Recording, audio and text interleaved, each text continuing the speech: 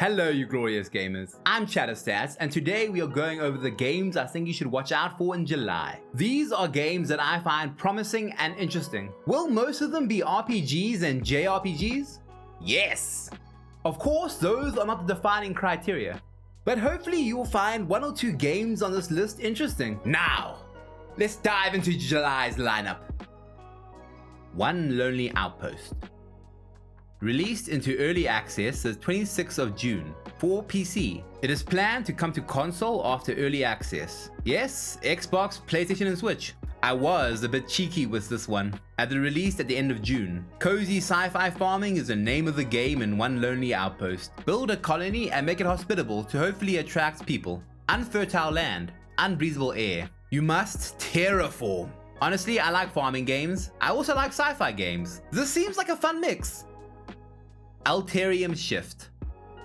Releases into early access for PC on the 6th of July, later releasing on Switch, Xbox and PlayStation. Alterium Shift is a game with turn-based combat and a choice-driven storyline, with 3 branching narratives depending on the character you choose. That actually catches my interest. I wonder if the 3 characters you choose have intersecting storylines. Described as a retro-inspired JRPG with 2.5D graphics and pixel art, it might be...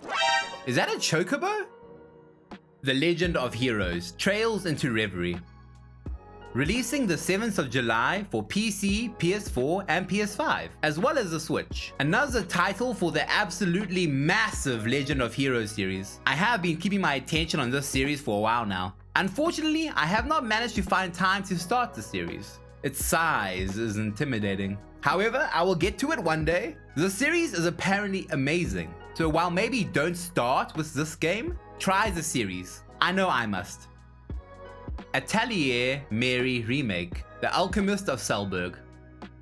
For PC, PlayStation 4, 5, and Nintendo Switch. The origin of the Atelier series is remade. I'll be honest, I have not tried this series before, and I have not decided whether I like this game's art style yet. Could fall either way. It certainly is a departure from the last entry in the series. However, it seems to still embody turn-based coziness.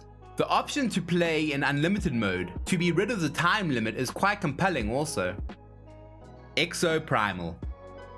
Releases the 14th of July for PC, Xbox One, Xbox Series X, S, and PlayStation 4 and 5.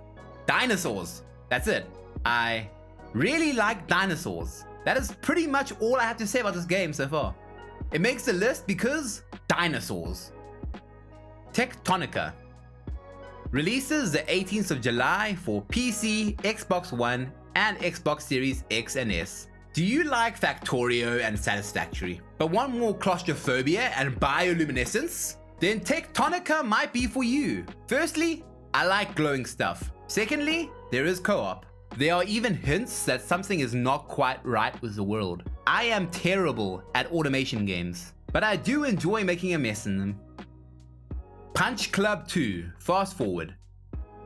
Releases the 20th of July for PC, PlayStation 4 and 5, Xbox One, and Xbox Series X and S, as well as the Switch. Developed by the people behind Graveyard Keeper. That darkly comedic take on graveyard keeping has me interested for the next project. Punch Club 2 Fast Forward is a fighter management sim where you manage your time and resources in this cyberpunk dystopia. Cheat or even lobotomize yourself to victory. This game is a choose your own adventure and I am excited to see where I end up.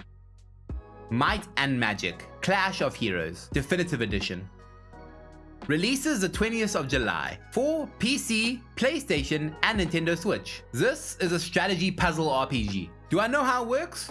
No, but I'm eager to learn and give it a try. That is what these videos are about. Interesting games that seem promising. There is online and offline multiplayer here, as well as a single player storyline that is over 20 hours long. Actually, the more I look into this, the more interested I get.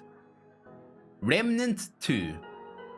Releases the 21st of July for PC, PlayStation 5, and Xbox Series X and S. Dark Souls but with guns. The sequel. I never played the first game, but since when has that ever stopped me? Horrifying monstrosities, branching quest lines, crafting, And to top it all off, an archetype system for your character? I get to choose my class? Yes! It helps that I am morbidly curious about games with eldritch monstrosities seeking to destroy reality. You and your team are humanity's last line of defense against extinction. I am curious as to how it will mesh gun and melee combat. Ratchet and Clank, Rift Apart. Releases the 26th of July for PC. Ratchet & Clank has always had a special place in my heart. So I have already played this when it released on PlayStation. What I can say is that it is a brilliant game that I deeply enjoyed. While I might not personally double dip, I can heavily recommend this title to those who have not managed to play it yet. Maybe also look up some lore or story summaries for previous games. As while it is not impossible or difficult to follow where it is coming from, it may save you some confusion, and context is always appreciated. Double Dragon Gaiden, Rise of the Dragon. Releases the 27th of July for PC, PlayStation 4 and 5, Xbox Series X and S, and Xbox One. Also the Switch, which is still a thing. I remember playing old school beat 'em up games in my youth. While the more cartoony style of this game has me divided, I would honestly like to see how it turns out.